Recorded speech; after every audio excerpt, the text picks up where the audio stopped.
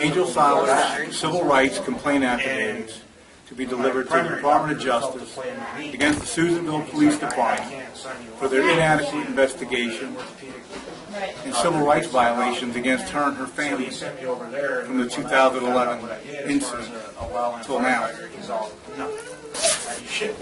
We're going to Sacramento tomorrow. Some justice for her against that old regime, or we wouldn't be here today. They had done their job. Can't complain about what's going on now. What happened before shouldn't have happened. Oh, really? You're right there. We thank everybody for coming here. It's a real honor. You know, you people are citizens around here. You know what's going on, and we just have the ability and the knowledge and the years of experience to be able to do something about it, and that's what we're trying to do. We hope that we'll make at least some kind of change and get some kind of closure for Michelle.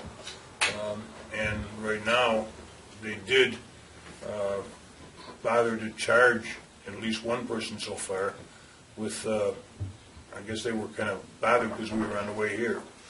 And they didn't want to look worse than they do now. So we thank everybody for being here, and we really appreciate it. Yes, you know, it takes a lot of bravery. We talk about this a lot with people quite often. We always get the messages on Facebook on the private message side more often than we do on the public side, that people are afraid to come forward because in their community they may get ruined. And you know, you have to look at being ruined your own way. If you're going to live with fear on your back every day like a monkey on your back, then you're not free anyway. You're already ruined.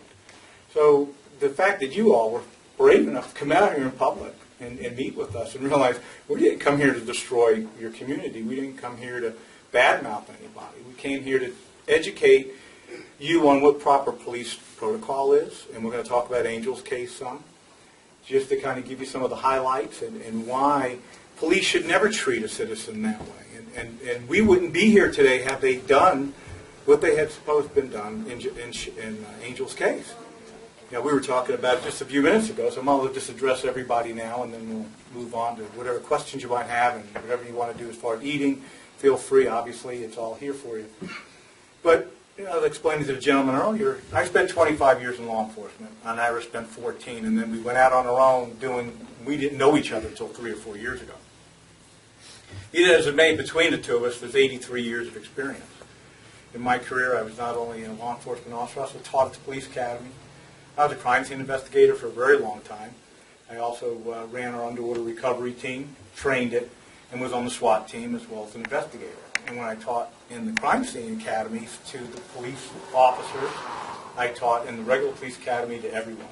There were certain protocols, and to keep it short and sweet, Angel's case, when you arrive at a place like that, and I don't know how many of you have ever driven by that house, you don't have to raise your hand or not, but I went by there the other day. I went by there. And I was able to look inside and see, you know, what we had there essentially. When that officer arrived and he saw her, that young, beautiful woman, on a bed, unconscious, unable to speak, with bruises around her neck and her arms and her legs. And his attitude was to close the door after she left with the ambulance and not do anything. I had made this comment to a Lassen County news guy a couple months ago when he said to me, well, they considered it a medical emergency. Every one of you sitting here have a child. Every one of you were that age. What would you have thought if it was you or somebody you loved in the position Angel was, and the police did nothing but send her off to the hospital? I worry every day, right here. Think about it. What is the job of a police officer? His first job should have been to preserve the crime scene right then and there. Right. Even though it was a medical emergency, it's still a crime scene. Even though they had to take her away, he should have still treated it as a crime scene. Exactly. Were you ever a police officer? I'm a correctional officer. All right, so you have some background. Anybody else that wasn't a police officer feel the same way? Mm-hmm. And you didn't have any formal training, right? Now, do you think that officer that went there? Excuse me? It should have been taped off, and we should have entered that at all. No, they should have removed them out, closed the door. If they wouldn't let them search the house, got a search warrant, went in to do what they had to do. The three of them should have been taken down to the office for questioning. If they refused, they refused, but they should have been taken. Somebody should have went to the hospital and made sure that the nurse and the doctors did a sexual assault kit on Angel that day. While they were doing the other things, they could have done that. And they should have had an officer with her at the hospital. Oh, absolutely. But they didn't do any of that. No, they didn't. None of that was done. And then when poor Angel passed away 5 days later, all that evidence went with her to her grave. And that's wrong. So when the police chief here tries to make amends and say, well, we had a complex investigation, they had a very simple investigation 5 years ago that they bungled. And it may not have been him at that time, another chief. Fact of the matter is, though, that chief and that officer should be held accountable for that. And that's what the affidavits were about. But her case is Civil rights violation. It hasn't stopped yet either. They're still doing things because I have a case I'd like to talk to you later about. Okay. But, the father, as Ira was saying before, they knew we were coming only vaguely. And then the next thing all you people were talking about it and kind of knew we were coming before we knew we were coming. And then 3 days before we arrived, they arrested him. When in reality, there probably could have been 3 defendants in that case, based on what we found and what we've heard. But that physical evidence is gone because they didn't collect it. And that's the sad part. How would you feel if that was your kid? I know how I feel. And she's not my daughter. And I'm here, and I'm mad about it, and it should be changed in this community, and this law enforcement agency needs to wake up, get with the 21st century, because protocol's in place. Part of what we intend to do with these affidavits, because we're growing with them, we have more and more all the time that we're doing, is for the Department of Justice to get their hands on everyone we do, and then set the protocol in stone. And on top of it being in stone, that when they bungle one like this and they don't do their job, that there is punishment, and they will get punished for it, because it has to change. So in Angel's name and all the other victims, we want to set a precedent that this stops when we're finding far too many young females that are the victims. There are males too, but the majority of them are women, young women. It's almost like the police are like, well, whatever, who cares? And that's not the way it should be. Everybody has that right to be protected. The other thing that when I was a police officer and I taught my students, aside from the crime scene stuff and dealing with your victim, even someone you arrest, you're in charge of that person. It's your responsibility to make sure that person gets where they're supposed to go safely. And we're seeing a lot of that going the other way too now. Just because someone's a criminal doesn't mean you treat them like an animal. And when you have a young lady like this and you treat her like a second-class citizen, that's wrong. And I think that police officer should be punished. I don't care where he is. He should be brought in and get punished for what he did. He's done a lot of things in this community. We named him in the affidavit, and the problem that they have is they try to cover up everything with the city. Mm-hmm. The city, Melito was an officer. He was forced off the job for a brutality incident where he tased the man a lot of times. The man was paid $55,000. And they tried to keep it out of the news. They tried to get him to not be able to talk to anybody. And then from there, the newspapers filed a grounds complaint, and they were able to get the documents. It took quite a while, and the city vigorously argued. Well, they didn't want to let anybody know that their taxpayer dollars went to pay somebody for an officer that they didn't do anything to. And there were various other incidents that this guy was involved in. I think he's a police officer in another department now. I don't know. I think it's in another state. Yeah. Something that what Ira just touched on is the fact that who pins a badge on the officers in your community? Who actually does that? You. You do. You're the one that pays the taxes for that police department. You're the one that either elects a sheriff or appoints a mayor or votes in a mayor that appoints a police chief. But those cops belong to you. And if you don't like what they're doing, you have every right to complain. You have every right to file suits. You have every right to file formal complaints. And when officers are not behaving correctly, it's up to you as a community to say, we don't want him here. He's not doing his job. But when you let your agency investigate the wrongdoing, what Ira just explained happens. If they lose a lawsuit, don't tell anybody. Shh. Don't let them know we had to pay money out. And then they leave this guy on the street when he should be gone. And it cost us money. And it costs you Yeah. money again, too, because you know he'll do it again.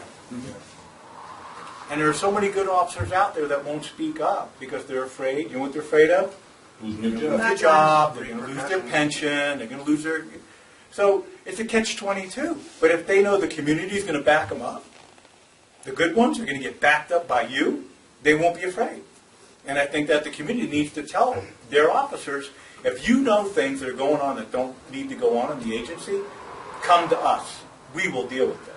And you're the community. They should, because they're taught under the code of ethics also. Yeah, So absolutely. if they're in not the police academy. if they're not stepping forward, shame on them. Exactly. That makes them almost as bad as the corrupt officer because they're keeping the secret. I mean, part of the problem here is this Lassen County Times. That is a piece of garbage. They work for the police. They're either paid or working for favors or something. But the citizens have to say, we're not going to go to your sponsors, people that are advertising with you. They should just say that and send anonymous notes to the advertisers. Say, we're not going to, we will never come to your business as long as you're advertising in the Lassen County Times until they start doing the right thing. The free press that we have in this country is the fourth estate. We have the executive, judicial, and legislative sections of government, which balance each other out, are supposed to do that by like rock, paper, and scissors. But then you've got the fourth estate, which is the free press, which should be reporting on what's going on and not telling you what kind of a wonderful, wonderful job these cops are doing. And they shouldn't have to be fighting lawsuits to try to find out how much the government is paying. That should be automatic. So there's different ways you can send letters to the editor saying we're not going to go with your sponsors, and you, at the same time you can do them all anonymously. You know, just put it on a postcard or a birthday card and send it. Hey, you know, dear Lassen County Times, you suck, and we're not gonna do anything that you suggest. We want the truth out of your paper. This guy Williams, this Sam, he's not any good. He's just he should be working with a badge on. He's a part of the police department. I mean, we're curious to see what he's going to print next week, because I gave him a good probably 20 minutes yesterday, and most of what I said, I'm saying here now, and I will say as the night goes on. If he doesn't print any of it, then obviously he doesn't want the word out so the rest of the community will hear what I had to say yesterday. And you know, and the sad part is we didn't badmouth Stacey Montgomery at all. We didn't come here to beat on Stacey Montgomery. We didn't come here to beat even on the new police chief, even though I think he needs a little smoothing out. Let's put it that way. He's worth Or your tune-up, Yeah. or your prior DA, Mr. Brown. No, it's Bobby Brown. Yeah, he was a piece of work too. But the fact of the matter is Stacey got handled the proverbial. Mess. Yes, I was going to say something else, but I won't make the category. But Cleaned it up. so now she's got to fix it. Okay, hopefully, her and her staff will get the justice that Angel deserves, because they were handed a nasty mess. Hopefully, the detective who didn't have the guts to call us yesterday when we went to go meet him because he happened to be out, will do his job and get this thing done correctly. And we went to see Stacy, and we went to go see Mr. Howe, and neither one of them could see us because they were too busy. But we did leave them a nice note that we would be more than happy to assist them if they need any help. I have to say that her husband, Mr. Montgomery, who challenged us openly on Facebook, beating us up, calling us all kinds of names, and dared us to come to his radio show, which we automatically and absolutely said, we'll be there. And then for the last 3 days, we have not been able to get a spot. And he took everything off the page that he put up about us on our page, but he kept it going on his page. So, you know, when we're talking about First Amendment stuff here, the right to speak. And when your press and your media that's in your community won't allow people to have a free voice, what kind of a state are you living in? They're owned by the government here that's not doing their job. It's like we're all And little they're- puppets in there. Yes, and they're putting a zipper on the lips of the community because they only want to hear what they want to hear. Shame on them, because you know they could get some really beneficial feedback from the public and an education from professionals like us that come in to talk, because we would have been more than happy to sit down like gentlemen and talk with them and lay out some protocol for them that would be helpful. You know, part of what I did in my career was wrote policies and procedures for the agency that cleaned up problems like this. We didn't have them again. Because people do make mistakes, but Melito didn't make a mistake. He just didn't do anything. And then his chief didn't come in and smack him around and say, what are you doing? So that's what we came here, to educate everybody so you understand when you see things going wrong, there's something wrong, and don't be silent. And you can shut a newspaper down. You can shut a radio station down. You're the community. Don't listen to it. Don't buy it. Don't pay for ads. But notify the people that are advertising that you're not going to advertise with them because you don't like the way the police department is acting and they're not printing the truth about it. You know, if you're happy with your officers, you know, if your encounters are good, that's one thing. But when you hear stuff like this, you have to speak up together. You know, and when you have bad encounters, you need to get a group of you together and go down there and tell the chief, or you put it in the news, or you get it in that, what's that other thing called? The Scoop. Or get a hold of the We Can Help People. They'll post it. They posted an article for us this morning that we wrote, and so did the Scoop, about Angel's case. And what we see is wrong with it. And if the chief had some guts and some integrity, he would be helping us go after Melito. Or doing it on his own, as a police chief should. That man worked at his agency, and now if he's wearing a badge somewhere else, he has every obligation to make sure that badge gets taken off of him, because this man doesn't belong in a uniform. So, And it's a shame because cops like him make like Officer Tabiti and, you know, the passed away McElrath, who was a very good cop, makes them look bad. That's not good. yeah. Well, we used to have a saying, you know, it only takes 1 or 2% of an agency to make it bad for the whole agency. But like Ira brought up, then there's the lawsuits. Oh, we got to keep it secret. We can't tell anybody. So they want to protect somebody they should be getting rid of. In a way, they're kind of like the state of California. They never learn from their mistakes. Mm-hmm. And they'll get sued over and over, Yeah. and they'll sit back and do Monday morning quarterback, and, oh, what should we do? But they don't fix the situation or the They don't care. solution. Why should they fix it? Because you're paying for the damages. Exactly. If the plaintiff wins $1 million, you guys pay for it. And they don't care. That doesn't come out of their pockets. That's right. If Michelle decides to file a lawsuit, and I believe she's got a really valid one here, and they win, they should be taking part of the pay of the police department away and saying, all you officers that were there at the time and nothing happened, you're all going to have to give a percentage of your pay towards this lawsuit. And they keep doing that in all the lawsuits, and pretty soon the officer's making 12 cents an hour, and he goes, leaves. There's ways to force him out. But why should you people pay for the damages of some crap officer that they try to cover up? And you know, most people who don't have money, they don't want to pay for a lawyer to go fight them. So they think they can't do it. Yeah, but in a case like this, it's a major civil rights case and a very winnable case. A big law firm would take it on a contingency basis. Most people don't know that. Even if They they feel Well, that's why like we- they have to that's get why a we're lawyer here. to- That's what you need to know. You need to know what your laws and rights Yeah. are. Even if Michelle went to the American Civil Liberties Union, they would stand up right now and take her case and win and fight it for free. Probably. And honestly, I think some officers in this town do have the guts to stand up behind her and say it was wrong. They would if they knew they had all of you Although back they had behind them. that. You know, the perfect Right. picture of all this was in Baltimore when all those people stood in front of the officers to protect them from rioters. I thought that was just a wonderful picture. Now, if everybody would do that, and you have that community with your police officers, you won't have these problems, especially when they know, look, we'll back you up when you're right, but when you're wrong, we're coming after you. And when they realize that they have the full force of the community behind them or after them, you'll correct a lot of these problems yourself. But it takes community, and we find a lot of times people would rather live in their bubble. It doesn't affect me. It wasn't my kid. Sorry that it happened, but now that there's Facebook and the social media, it's easy to anonymously send texts out to various people and notify the police. We should be looking at this, and they do. Well, he doesn't really pay attention to what goes on in this community anyways. He's been told many times, we have a gang problem here. I can tell you there's probably 4 or 5 gangs I can name right now. working in the community here. Yes.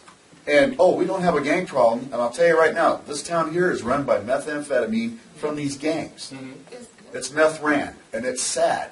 But in the meantime, us that are law-abiding citizens and work, we try and talk with them, and oh no, it's nothing. Under It's control. nothing. It's under control. Yeah, and we're to the point where not only we're the institution I work at, but High Desert also. There's a lot of us. We're to the point that you might as well take the law into your own hands because they're not going to take care of it. Well, in a sense you can, but not by going out en masse like a posse, but going en masse down to the police department, a few hundred of you, saying, Chief, we don't like what's going on, you better straighten it out, or all of you are going to be looking for jobs. But it would take your community to do that. Or anonymously on Facebook with one comment after the other, and say that you're going to do everything you can to make sure that different people are elected and that they get rid of the chief. You'll tell everybody to vote for anyone that says when I'm in the office I will get rid of the chief. If there's a new mayor that you're trying that you could get in there, get that guy to promise, I'll get rid of this chief if I get in there. If that could happen, you'll be surprised all of a sudden he'll say, hey, wait a minute, where can I get such a cushy job and get this much money? I'm going to have to do something. It's tough. We understand that it's work, but the two of us do the amount of work that would take a staff of 50 people to do. We're traveling all over the place, most of the time on our own dime. Michelle had enough people who were able to gather enough money to get us here to get Angel's case on the forefront. But we don't get paid to do the work. You have to be amazed when you think about the investigative time it takes. So we understand when you're all busy, you're working all day, you got kids to raise, you got this, you got that. Oh, when am I going to find time to go down and do this? Well, somewhere along the line, if you're really disgusted with all this, you need to set up the time to have a meeting with one another at some local place, and maybe even invite your chief and say, there's 100 of us, and we want to see you. City council. And if he tells you he's too busy, you know what, Chief? You won't be working here very much longer. Because we want to talk to you, and you're telling us you're too busy to meet with us? And you can always file complaints with the people that are in charge of his job, the mayor or the council or whatever. Yeah. Just send them. We are fed up with this guy, and let them all know. And if they don't do their job, then you're fed up with them. But again, it takes effort on your part. But this is your town. See, they changed. They just charged the guy with murder because we caused enough of a stink. And I do know numbers do work because I've done it myself. You know, the sad part about Angel's case is that the paperwork that Michelle has sent us, and we've had for a while, the things we've done in talking back and forth and reviewing the documents, they had enough to arrest him a long time ago for what they charged him with, and we'll talk about that. If they had done the right thing years ago and done the crime scene and they had gotten the rape kit, and we'll just say that they did find that she had been assaulted by more than one person, that those 3 men were all part of that. Because there's bruises on her body that are very, very consistent with someone being held down forcibly. I hate to say it, but that's true. But, be that as it may, if they had done their job then, 3 guys would have been arrested within a month or so, and we wouldn't be here today. But years went by, and Michelle had a fight to try to get justice for her daughter, and all she kept getting was a runaround. And then he says it's a complex case. It's not complex. It was simple then. It's simple now, because what you have laid out in front of you is the medical emergency. He negligently did not call the police even or in an ambulance because he didn't want to, or he thought he could handle it. Who knows? But any person with common sense would say, if this person can't breathe, you call an ambulance now. My dog died a couple weeks ago. He couldn't breathe. He couldn't walk. I carried him, threw him in the car, and took off to the emergency room. Think I'm going to wait to see what's going to happen? No. Why would you let that happen to a human being? Why? Wait 18 hours? What are you waiting for? So he should have went to jail anyway. Why did they wait till now? Because of him. He's a troublemaker. Not me. I'm the nice guy. They knew he was coming. Sal does the forensics. I go after my government. I've spent 53 years working in this kind of stuff, and I know the rules in the game, and I'm very creative. So I can always pull some crap on them and get them dancing around. Well, you know, when you screw up protocol, even a rookie would look at that case and say, oh, you didn't do this, you didn't do that, and you didn't do that. Even some of you brought it up before that have no law enforcement background. And there's protocol in place that guarantees your right as a citizen to be protected and their civil rights. And that's what we're going after in this case. Does our police department say, well, they can't afford fingerprinting and they can't afford? They get federal money. They can get grants for all that. They get It's like, How if can they they come in my afford to pay house, lawsuits? yeah, I had my house robbed, Yeah. and they did nothing. They just come in, they talk to me, and they left. You know, this What is good does that do? the 21st century, okay? I mean, this is not 1900, where they didn't have any of this thing in place. All the stuff's in place today. Fingerprint powder's not that expensive. And you give a guy a can like that and a brush, and he puts it in a little box with a few other cards and some tape. They're talking about maybe a whole $10, $15 investment. We pay that. And you know how long that'll last? You know how long that'll last? It'll last for years because they never use it all up, especially the patrol car. The crime scene unit may go through a lot of that, but one car, he's not going to go through that much of that. We had 5 times they robbed. The excuses are inexcusable. There's no excuse for shoddy police work. You pay big dollars for police work. You pay for that. And you have a right to get it. It'd be no different than I'm saying, well, we can't afford bullets, so when the gangs come through town, what? Come on. Those kind of excuses are ludicrous and ridiculous for them to even use. They used to say, we checked the whole place, wasn't a fingerprint in there. It was a glove job. Now, if they come into this place and dust it for a crime, for fingerprints, and they would say, there's no fingerprints in here. Give me a break. There's going to be fingerprints somewhere. And not only that, on paper they can get them, on any money. Yeah. But they lie. They think that they can get away with it. Why should we do anything? And here's the problem. When the police come out and give you a ticket or charge you with jaywalking or something, the department makes money. The city makes money. When they send the detective out, this what's the Warner. They send this what's out. And he's getting his pay. They're not generating any revenue. So they have some dillweed on there like him that just goes around all day long and doesn't do anything. That's the sad why part. he is. He was going to be the motorcycle cop in town, and he couldn't pass the motorcycle test. So yeah, they wasted money on a Harley. They bought the bike before they had the officer? Yes. They're talking about the cart before the horse. I'd like to know what they did with it. But then again, why do you need a motorcycle officer here in town? Answer that. Don't. I don't know why you need it. We had a few cops. I had a much bigger department. We had a few motors. And they used them for, funeral processions, and they used them for traffic control, and they always were out together doing that. And they were handy, but it's not like you have to have those. And if you can't buy fingerprint dust powder, and you can't buy tape and this and that, then maybe forgo the motorcycle and get the stuff for the guys who can do the other job, which is more important. You have to assess the community and say, what's the crime rate? For real, how many burglaries do we have?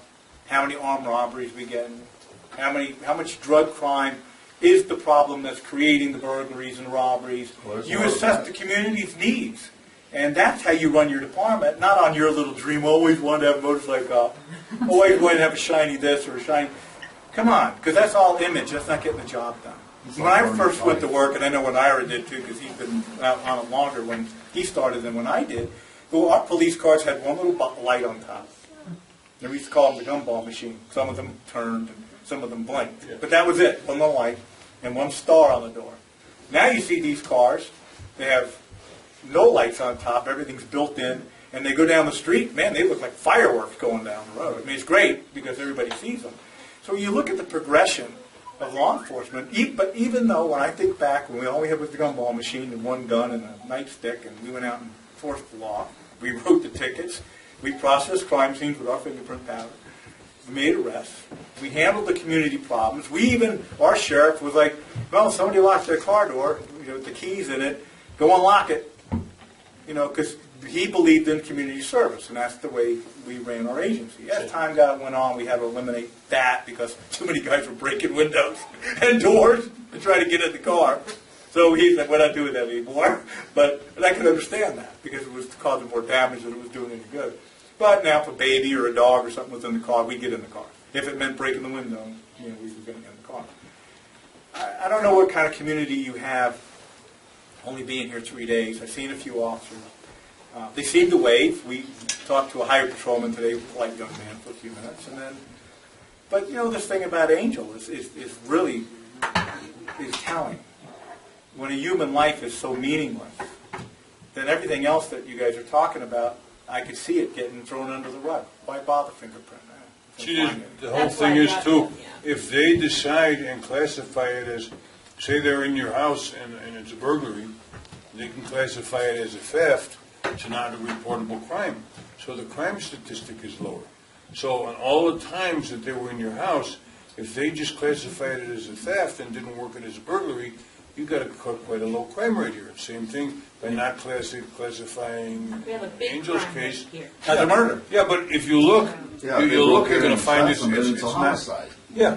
So what happens is now you got from 2011, you've got a homicide that occurred without a classified, without being in the statistics. Yeah, it was never classified as a homicide. I mean, as far as we know, there was really no report generated in the case. Medical I mean, what's his name, Maletti or whatever his name is. Melito. Melito says to Michelle at a memorial, and at some point it said, oh, well, she was laughing and joking when I got there. But when you read the EMS report, you know what it says? Unresponsive, unconscious. And they had an intubator. Nobody's laughing and joking getting intubated. Anybody ever seen anybody get intubated before? Are they laughing? No. No, hell no. They're not. They don't know what's going on. You shove something that big and that long down somebody's throat, they're not going to be laughing. So that means they're incapable of laughing. So for him to say something like that, what kind of a man is that? Laughing and joking. He's trying to cover his lack of work. And that chief had heard that statement. Guy should have been gone for that alone, for his neglect of duty. And so when people are willing to neglect a beautiful young girl like this, that's in harm's way, what chance do you have in anything? If that's the kind of act of police work they're going to condone? He'd have been fired if I was the chief or I had found out about it the next day. He'd have been in my office, badge gun, put it on the desk. Go have a nice week. I'll get with you at the end of the week. And after I investigated him, he'd been fired because I would have done an investigation. It wouldn't have been, oh, we checked everything out. It's all good. We hear that all the time.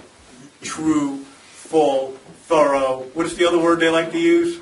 Complete. Yes. Please. This case was far from complete. We just filed an affidavit in Florida on the Sheena Morris case, and we wrote it all down.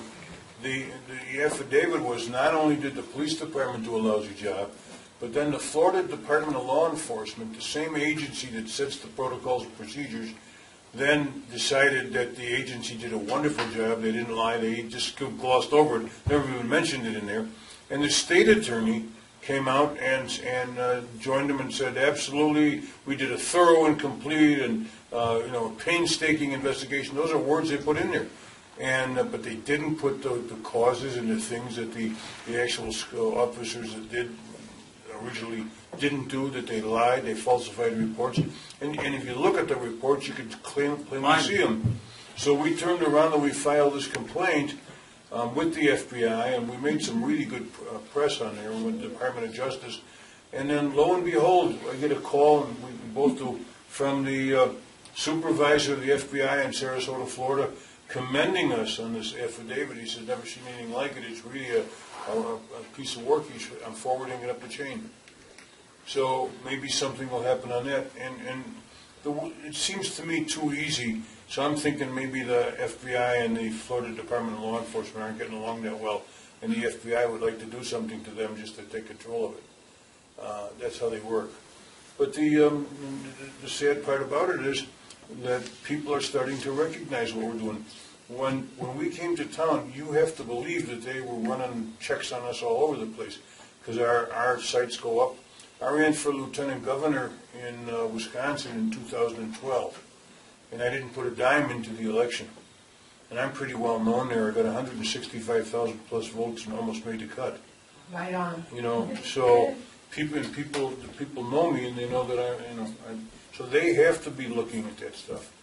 And I'm responsible for a lot of exonerations. I'm vice president of an organization called Truth and Justice. We educate about the wrongfully convicted. The federal government, their own statistics say 8 to 12% of the people in prison are either actually or factually innocent. There's 2 million plus people in prison right now, so that comes out to a couple 100,000 people that might be innocent. Sometimes when they say they're innocent, they are. And then so we have 2,000 pages on our website. A lot of police officers have had trouble. We have one of our, Scarlett Ornoff, one of our directors, was arrested for murder and spent 6.5 years in prison claiming he was innocent. And his wife left him and took all his pension and took everything. And then lo and behold, the guy that actually committed the murder walked into the station and confessed.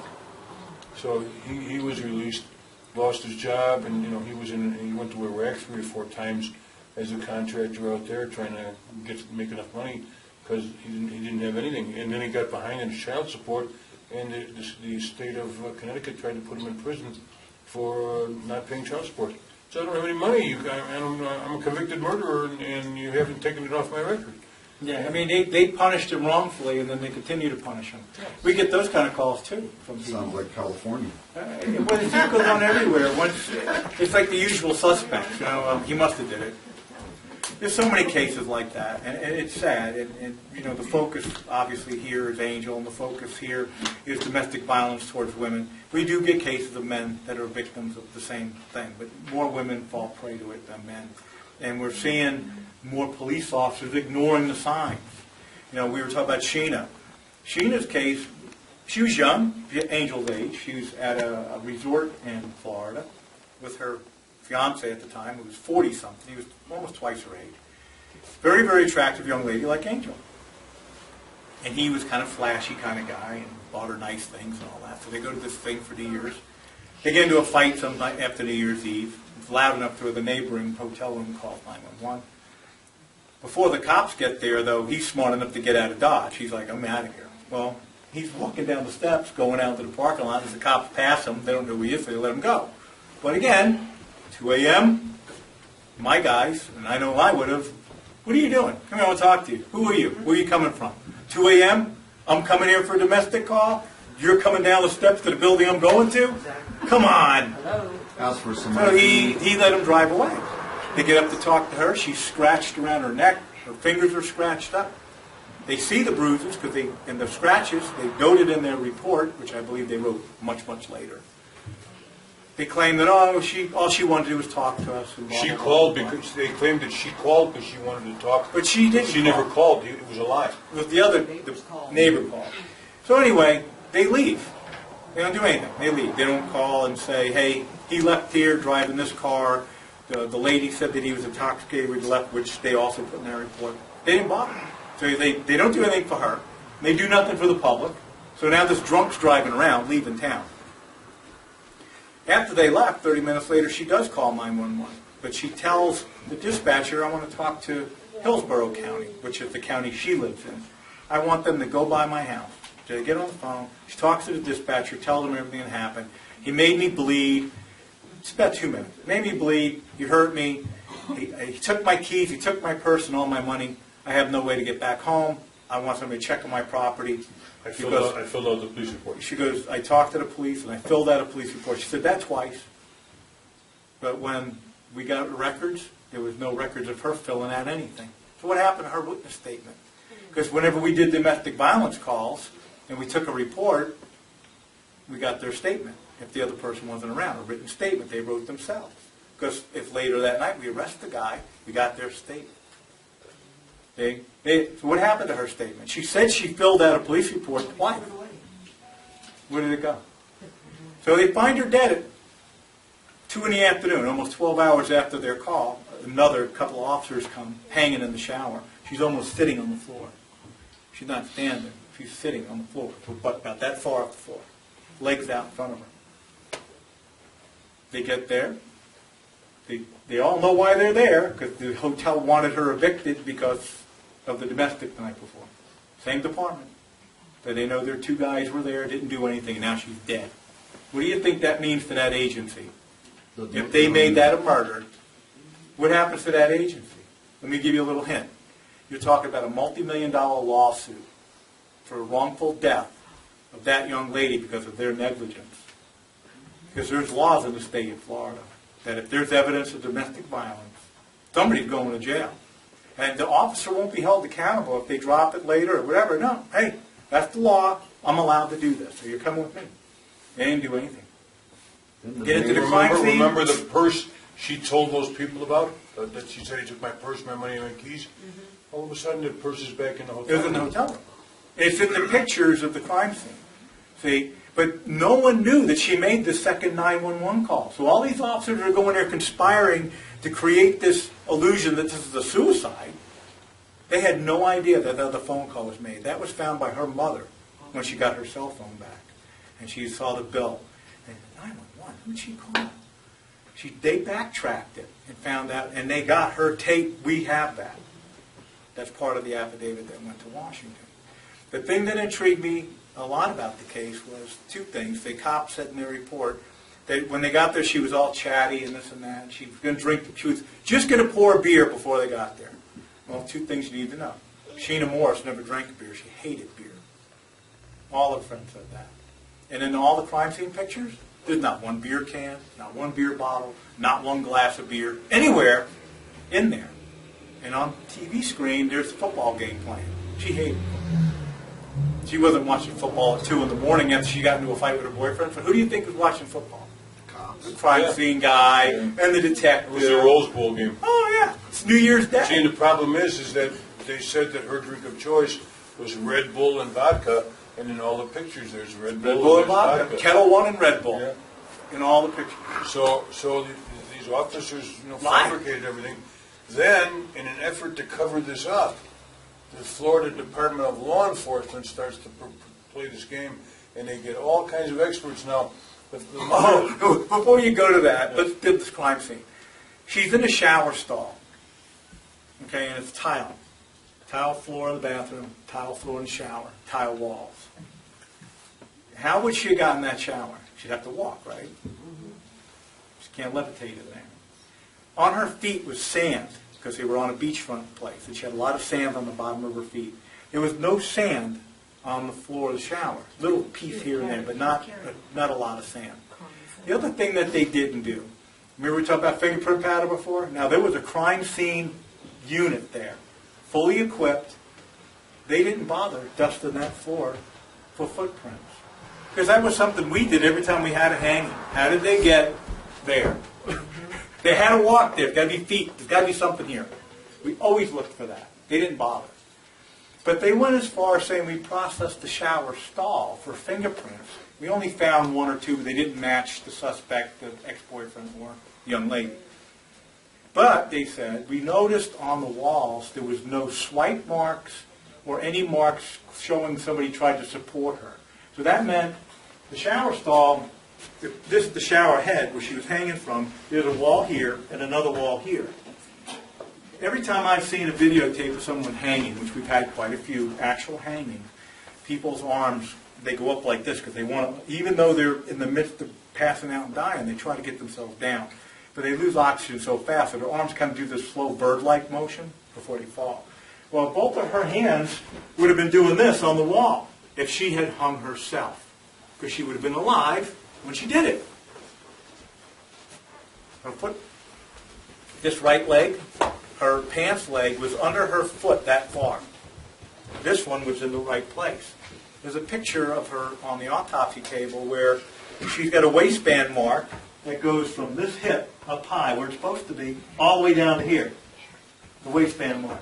Waistband was that thick, 3-inch elastic waistband. That would have never just slid down.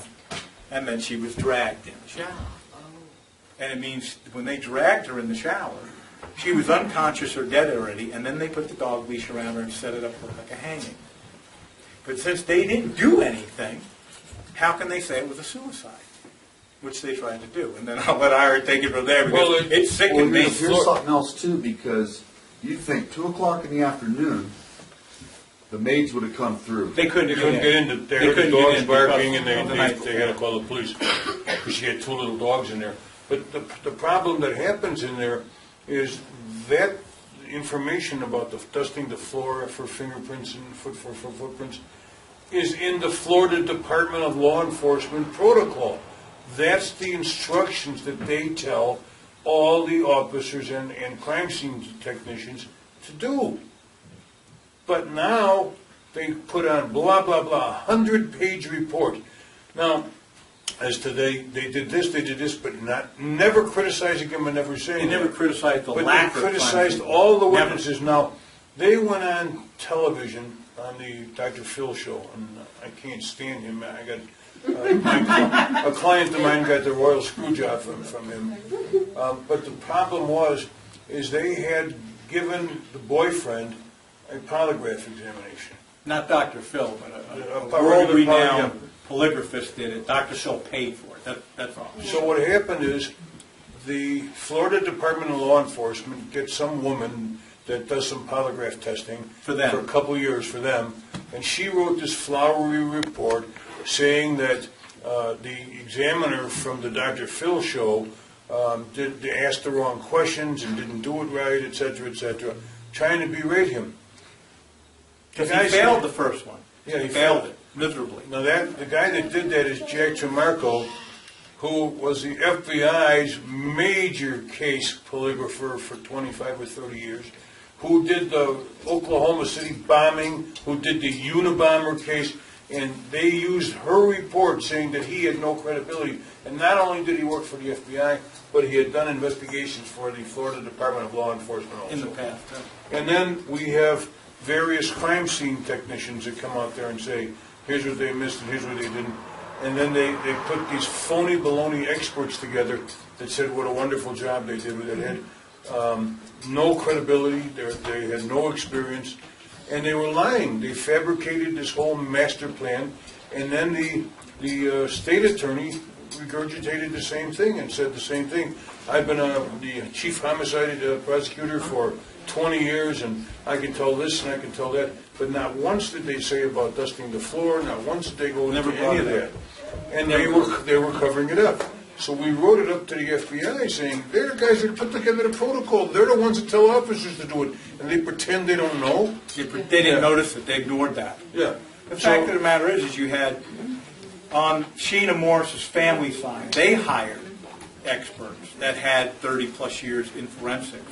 In fact, the woman that she hired had worked for FDLE for 22 years or more and was an expert and had testified in countless homicides. Now, all of a sudden, she didn't know what she was talking about. She has no credibility. How can that be? How can that be when she was so credible before? Now she's not.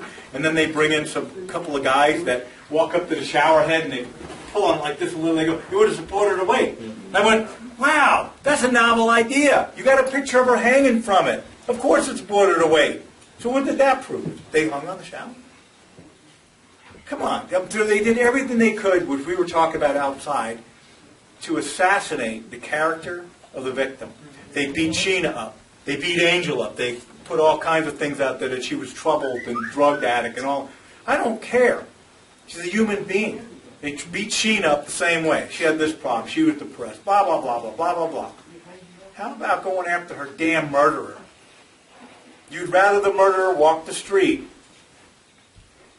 and protect this crummy department because they did a lousy job. I wrote Makes down no some sense. things.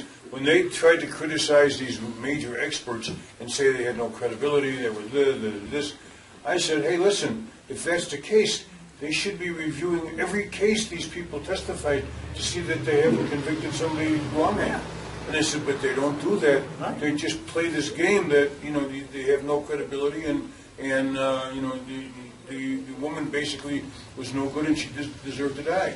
And that's the kind of way they treated.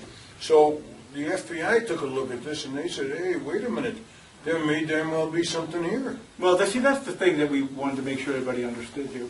We get done with Angel's case, like we're finished at this point, and we present this thing to the Department of Justice and the FBI. We have Sheena's, we have several others. We're going to be doing more of them, affidavits for other cases that are similar. And at some point, they're going to have 10, maybe 15 affidavits that we produce showing this common course of conduct. And we keep getting the media behind us, and they're going to realize this is the problem. Think about it, because if they're going to investigate cases this shoddily, and they're shooting some guy in the back, or beating some guy half to death, and they try to justify it, people are questioning everything they do now. Well, this is why, because this culture has been allowed to go on too long. look the other way, don't say anything. It's got to stop. We've got 5 United States congressmen that are assisting us that have signed and asked to have be informed by the FBI and the Department of Justice as to what they're doing with their complaints. So there are people that are becoming, concerned. Look, a couple of years ago, you guys would have never had this many people here. There should I'm be glad more. to see this many There people should here. be more. Yeah, but this should be. This takes you to break that ice. There should be, but this is a really nice, group. I mean, we're thrilled to death because we've been there where there's only been 3 or 4 people. When we were in Carbondale, Illinois, I think we had about this many people there. Oh, in the first meeting, Yeah. but then when we went to the hall, there was a lot Yeah. more people. Yeah. And if you don't go door to door, put a notice on if they don't, a lot Yeah. of people just don't really pay Well, attention to the they're not the paper, ones they don't pay involved. attention to the news anymore. It's not their problem. It didn't happen The to only them, way I so. got people's attention was to go door to door, and then Yeah. I got their attention. It's almost like election time. Think about it like that. When this guy or gal Yeah. campaigns, right? That's They get a the whole only bunch way of they people do it. go around campaign for me. That's why. So they all go knocking on doors and they elaborate how great the person is. Well, you can do the same thing. You guys put a group together that was like a D-campaign commission. He's doing a lousy job. We want him out. You go from door to door before the election starts, way before, and you continue it. See, And let them know there's that's such what's low gonna happen. turnouts here that if you can get a bunch of people mobilized, you might be able to make change because the low turnout will lose to the big turnout. One person with a big mouth. That's all you need. Well, Yeah, I was referencing. In Angel's case, the charges, because I read the charging document. We went to the courthouse the other day to get it, to make copies of it. And in reading it, when I was informed, I guess I was on the way to you, to fly up from Florida, that Angel's, what's his name, William Romero, was arrested. And I said, for what? Because here we are, 3 days before we're coming, and here we have 5 years, nothing happened. And, I'm told, I'm like, wow. I said, you know what's going to happen? I said, yeah, they may have charged him with homicide, but they're going to drop it down to, we call it in Florida, culpable negligence and manslaughter. Because it would be the same kind of charge. We've convicted people of those kind of things. And get here, of course, we're getting all the hype from everybody and talking about it. We get to the courthouse, and I'm reading through it, and it's basically the statute that covers criminal negligence and manslaughter, because the homicide charge has the clause in there without malice intent, which means it wasn't murder, like I intended to kill somebody. So I'm not an attorney, but after 25 years of law enforcement and a few hundred cases under my belt, you kind of understand the law pretty good. You know what they can prove and what they can't prove. And because they had done nothing before, they're limited to what they can prove. But this guy will probably, if Stacy and her crew do their job, he will be convicted of those charges. What he's going to get after that, I don't know. I'm the one that told Sal that somebody put it on the internet, and I called him. I said, never believe this. They charged the guy, and we were both laughing. They were afraid of us. Well, because we knew that's what the case was. We knew, and I don't mean ha-ha laughing like it was funny. It's one of those sordid things. You get to the point of, really? You had all this time to put this guy in jail. You knew this heat was coming years ago. Michelle had been putting heat on these people for a long time. She got ignored. Ignored and ignored and ignored. And just because we're coming, Yeah, they've done a thorough and wonderful investigation. It took time to put this together. Hey, in a few days, we had enough to put together a murder charge against this guy. after reading it, it was clearly obvious what he had done.